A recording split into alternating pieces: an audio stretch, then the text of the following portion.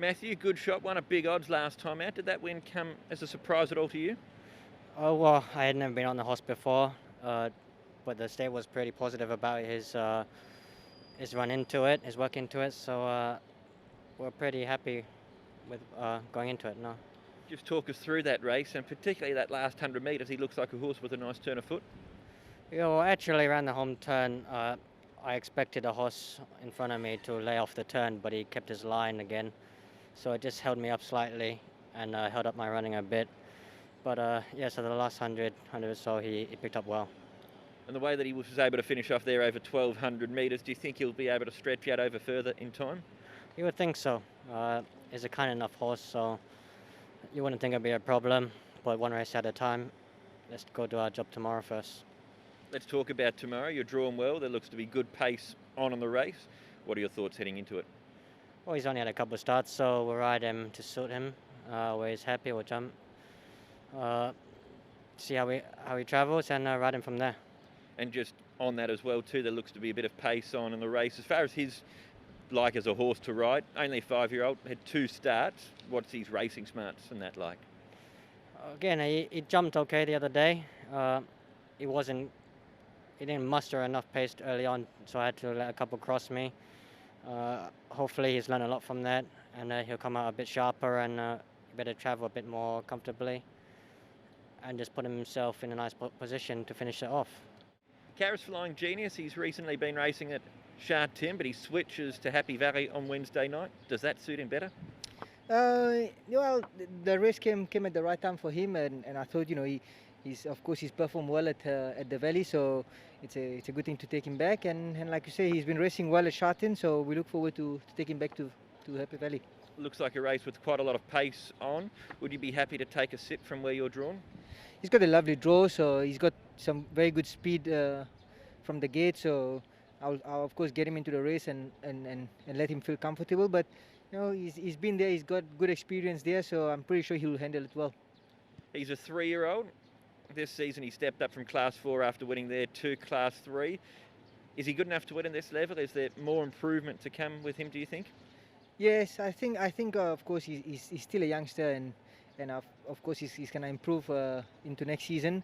But he's done so well. His last run was pretty good, very promising. So he's in good shape, and we look forward for him to run again. California Rad, Karis. That win looked good last time out. Yep, he's of course a very nice horse. Had a little break and came back and won pretty impressive last time. Of course, this time going back again, got a wide gate, so kind of make it a bit tricky, but he got some good gate speed, so should help him. What about the step up to Class 3? Is he a progressive horse? Has he got rating points in hand? I would think so. Of course, he won with a big weight last time. He won pretty impressively, first run of the break. So now he's gonna not have too much big weight. I think if he can overcome the draw, it will give him his chance again. And he had the blinkers on for the first time last time out as well too, where you ridden him earlier on in the season. How much of a difference did the blinkers make?